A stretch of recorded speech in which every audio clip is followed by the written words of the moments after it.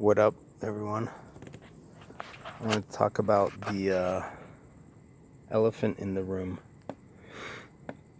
which is institutional violence, which I've talked about over and over again, but I think it's important.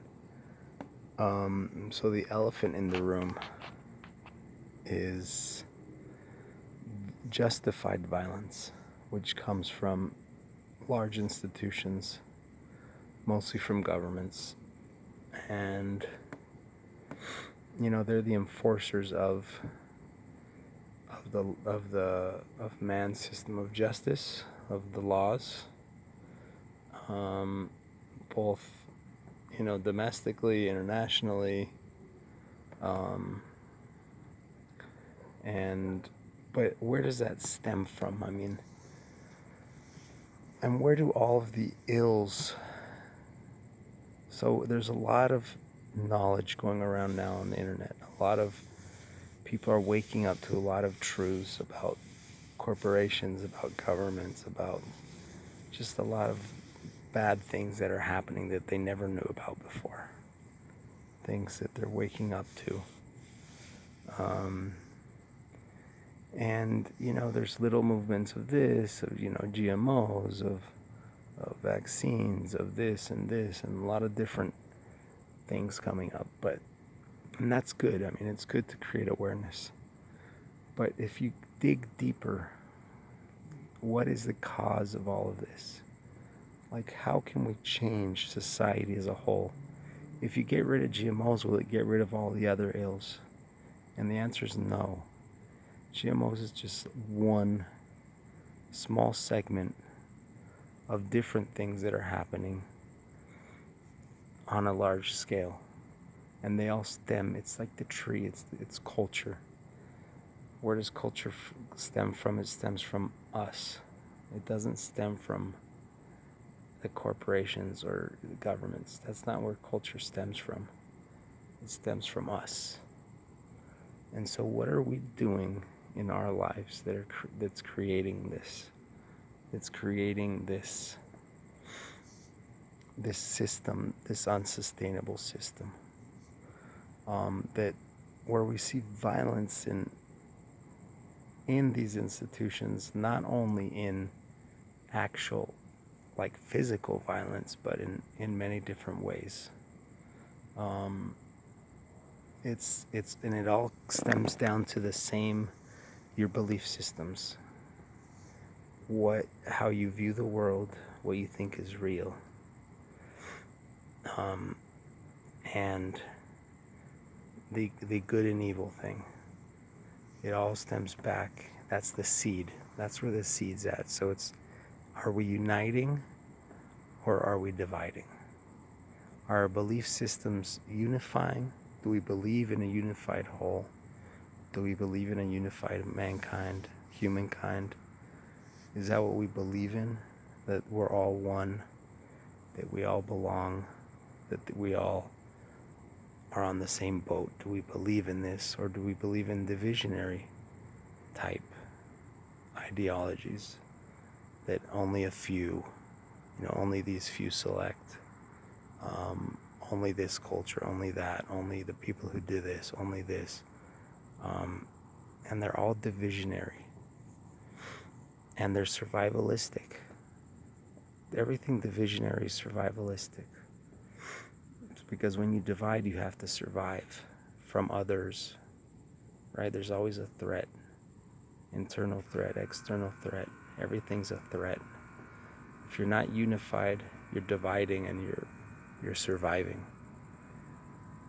And when you're surviving, and it also stems back to the same self-centeredness,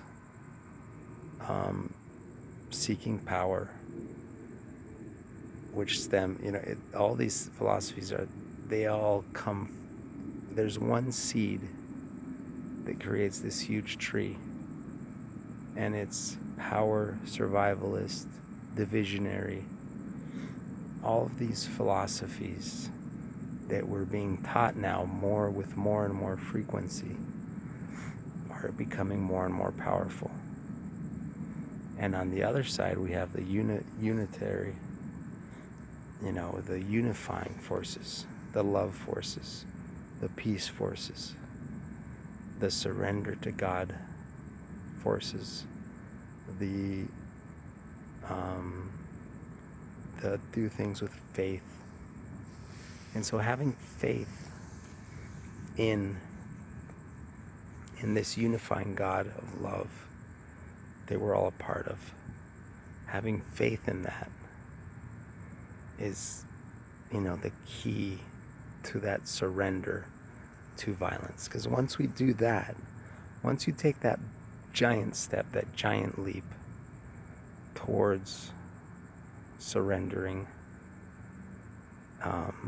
your individual power towards God, giving it to God, giving up your life in a sense, but you're surrendering to the means of love.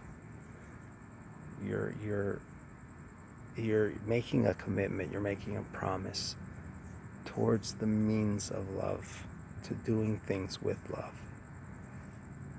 Let your means guide your way. You're doing things with love, surrendering to that way of doing things. Once you do that and you have faith that that's going to lead you to good things in your life. It's very important, the faith, because sometimes you can't see it. You can't see. You think it's, all of a sudden you're blinded and you think, this is bullshit. Where is this taking me? What am I doing? This love, this peace thing is just, it's BS. It's not taking me anywhere. I'm getting, I'm miserable. And so the faith can sustain you. And so it's that belief. Once you take that giant step towards the means of love, towards all beings, then everything else stems from there. Everything else falls into place. And automatically you become a nonviolent individual, because you believe you have to act in the means of love. And so violence automatically deviates from that. And once you commit to nonviolence, once you commit to love, then everything else just falls into place. The cooperation, just the general mentality, the cooperation mentality, the non-seeking of power, the service mentality, everything just starts falling into place. And so we have to go to that deep individual change in people. And the elephant in the room is nonviolence, because there's a lot of knowledge already about peace, internal peace. There's a lot of Buddhists, there's a lot of Christians, there's a lot of religious thought on this, and it's preached every Sunday, or whenever they people get together to worship together. There's a lot of talk of all this internal peace, love, being good to others, but the elephant in the room is violence, because it's never talked about. Is it okay to be a soldier? Is it okay to be a policeman that is going to commit aggression, that's going to commit violence on a physical level? And that's the hardest thing. It's the hardest thing to come to terms with, because your security's at stake, obviously. If you can't call the police, or you don't call the police, or you don't believe in that, then what happens if something happens? And that it just cuts so deep into your deepest fear. Your deepest fear is always protecting your family, right? Your loved ones, your kids, your wife, the people that you love most, is protecting them. That's your deepest fear of someone doing harm to them. That's what you value most in life.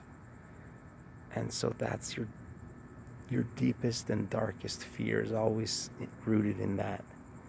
And if we can rid ourselves of that fear and replace that fear with the spirit of love, the means of love, then somehow you're liberated. Somehow there's a liberation that goes on in your spirit. And then everything else falls in place from there. And so I invite you once again to, and people always ask, what will happen if people no longer believe in abiding or relying on institutional violence? If there's no, let's say there's no armies and no violent police force out there, what will happen? Well, we know what will happen.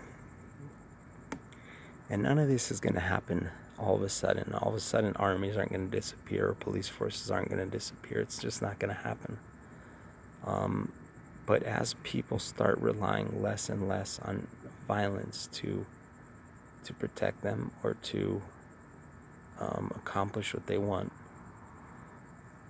then we're going to see just less and less of this violence going on.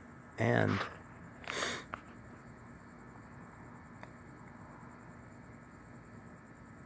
what I'm trying to get at is that it's not going to happen all at once. So you don't have to worry about police people, all right, disappearing all of a sudden, and all of the thugs taking over. And I say this all the time, and it's hard to say this, but in a sense it's true that after thousands of years of takeovers by thugs, taking over other thugs, taking over other thugs, and then the biggest thugs taking over the biggest thug, it's like the mafia. And the same thing happens on a governmental level. The biggest gun always wins. The biggest gun takes over the smaller guns. And so now the biggest thug's in power. And of course, once the thug gets into power, they don't want to appear to be a thug. They want to appear to be sophisticated. They want to appear to be good. They want to appear to be honorable, etc. But the fact is, they're still the biggest thug. They're the biggest thug on the block with the biggest gun. And they're enforcing it. And so once we realize that, and we stop believing in these powerful institutions of government and of large corporations, I think a lot of it stems in that people look up to them and they believe that they're there for our sake, for goodness. So I'm just kind of going on and on, but the elephant in the room is institutional violence because it's not talked about. It's there. Everyone talks about love on Sunday, but it's never addressed directly. How can we kill other people and have it be justified? And the answer is it can't. It just can't be. If we're disciples of God, if we're followers of God, it can't be one of our means of doing things. And we have to rely on that power of God. We have to rely on the power of the universe that's within us all. And we generate that power. We invoke that power. And it's actually more of a power. And that's the beauty of this. We're not becoming victims. We're not shying away. On the al contrario, like we're quite the opposite. We are gaining in power by becoming self-reliant, not relying on governments, not relying on others for protection. We're becoming self-reliant in protection and using the most powerful force in the universe for our protection, which is the power of love and the Spirit of God, and using that means to accomplish our goals. And the main goal being that to remain in those means. And so we're not victims, and this revolution is not about victimization. It's quite the opposite. It's about empowerment. It's complete empowerment. Now we're in a state of victimization where we rely on governments, we rely on police forces, we rely on security guards, we rely on weapons to protect us. But are we free? Is it really protecting us, or are we enslaved? Are we, that's what fear does, it enslaves you. And so,